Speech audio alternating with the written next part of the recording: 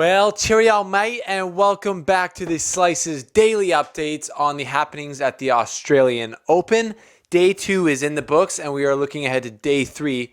Nadal won, Kyrgios won, a bunch of other players won, and in this video, we're going to take a look at Nick Kyrgios and Rafael Nadal being on a crash course for glory in an absolute banger of a fourth round matchup. So let's see what's happening in Day 3 as we're going into it, and what happened in Day 2 that just finished. Welcome to the Slice. Welcome to the Slice. Welcome to the Slice.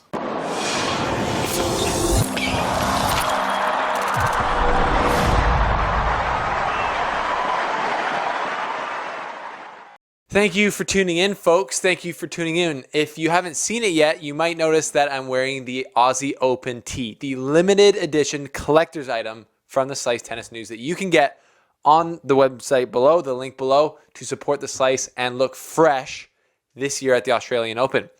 So, what happened in Day 2? Rafa won. He played a guy named Hugo Dellien. Probably none of you have ever heard of him, unless you're a fan of his. And Nadal beat him very straightforwardly, 6-2, 6-3, 6-0. Great start to his Australian Open. But the scoreline is a little bit deceptive in how the match actually went, because it wasn't so simple. 6-2, 6-3, 6-0 is an absolute dominant performance for sure, but it looks like it wasn't even a close contest at all.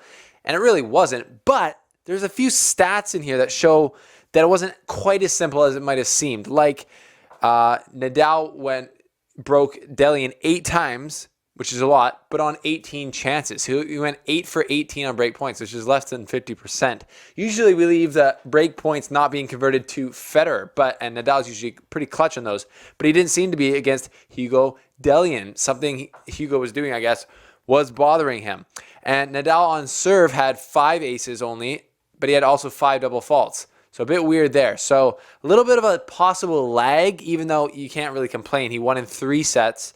But it wasn't as straightforward as the scoreline would suggest, I say. But nevertheless, gets his legs under him, gets rolling in this Australian Open. And Nick Kyrgios also won. He's the hero of the people now, raising money for the bushfires. John McEnroe said last night on their in-court interview that John would give $1,000 for every set that Kyrgios wins for the rest of the tournament. So that's got to motivate Nick. But I think he's motivated in general. I could not believe a more perfect scenario for Nick to be motivated than in this Australian Open with all the tragedies that are happening with the fires. He seems to just be a little bit older, wiser. The thing he posted on his Instagram today is like, you can choose to think differently. It's like, yeah, Nick, you can. And you can strap in and just focus in this tournament. And you can do damage, we think. I think you could go super deep. And he started well, beating Sonegro 6-2, 7-6, 7-6, winning 2 tight tiebreakers, playing focused, playing clutch, but also playing free and using his obvious skill set and huge serves, serving 14 aces, 0 break points faced. So great win there for Nick, getting his campaign underway. So now the question is, are Nick and Rafa on a crash course? Because they're in the same quarter. They would both have to win 2 more matches for that to happen. Nadal would have to beat Del Bonis and then probably Pablo Carreno Busta. And Kyrgios would have to beat Gilles Simon and then Karen Khachanov. Both winnable matches for both players, but not super simple. Then they'll match up in the 4th round, which would be the match of the tournament at that point, for sure. I think. Depends on how it's going to go down, but I cannot imagine it not being exciting. It's 4-3 head-to-head Rafa over Nick, which is pretty close. And they've had some bad blood in the past. If you remember Acapulco last year, Kyrgios winning, coming from way back down and winning in an absolute thriller in Acapulco. So there's a little bit of rivalry there between these two guys, and I cannot see anything more. Nick would not want anything more than to beat Nadal in the Australian Open on home turf for the people, winning $1,000 per set that he won. If he could win 3 of those against Rafa, he would absolutely love it. So I think there's going to be no lack of motivation for Kyrgios, and there's also going to be no lack of motivation for Nadal to keep winning and keep fighting, as he always does, of course. In other news, the Canadian disaster has basically come to a full circle.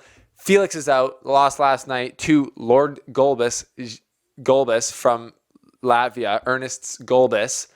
Took him out. Shapovalov lost, as we already covered, and Vasek Pospisil lost. So Literally almost every Canadian is out. Bianca Andreescu had to pull out. Gina Bouchard lost in qualifying. Leila Ann Fernandez lost in first round. Got to the first round, though. Good for her. Young girl from Canada. So basically, the Canadians did not show up in Australia. Disappointing there, but that's okay. We got lots of time ahead of us because we're the young guns on tour. Don't worry about it. Zverev won, which is good. Big step for him to hold down a match at the Australian Open at this point, but I think he is in a softer part of the draw. I think he can do some serious damage. Medvedev wins, gets his tournament rolling, loses one set, but that's not a big deal. So now we're looking ahead to day 3, which is starting as this video is coming out, round 2 matchups. We have Jannik Sinner, who just won his first ever Grand Slam match, who I think is literally a prodigy and is going to do massive things. Sinner versus Fucsovics, who beat Shapovalov. And then we have Tommy Paul versus Dimitrov. That's going to be an exciting match to watch for sure. And then we have friend of the show, Hubert Hurkacz, who won earlier, coming back from 2 sets to love down. Unbelievable. To play John Millman, the Journey Boy Millman, the absolute legend, nicest guy on tour. John Millman. Then we have, of course, Federer versus Krajinovic. And we have Tsitsipas versus Kohlschreiber. Friend of the show, Beckett Chung, is calling that Kohlschreiber is going to do the upset against Tsitsipas. Does he have any grounds for it? Maybe. Kohlschreiber beat Djokovic last year, but I mean, other than that, there's not too much. I think he might have beaten Tsitsipas. I didn't look that up. But Kohlschreiber is a vet. If he could get under Tsitsipas's skin, maybe he could do it. Tsitsipas has shown that he still will freak out in 2020 after he accidentally hit his dad with his racket during the ATP Cup. But nonetheless, I'm choosing Tsitsipas in that one. Not Kohlschreiber, even though I do love the Kohli. And then Djokovic is playing tonight as well against Ito from Japan. So lots of great action coming up in round 2 today. This has been your daily update from the Slice headquarters. If you're new, of course, subscribe. Like this video if you liked it. If you didn't, don't like it. Tell me about it in the comments. Say why. Maybe I picked all the wrong players to win. Let me know. But be sure to check out the Slice Aussie Open tee on the website. You can support the Slice. Thank you to those of you who have already bought one. I appreciate it. And we will see you tomorrow after some round 2 action in day 3 of this year's Australian Open. And you can check out the Australian Open Style Watch right here, where we're breaking down what in the heck these players are wearing.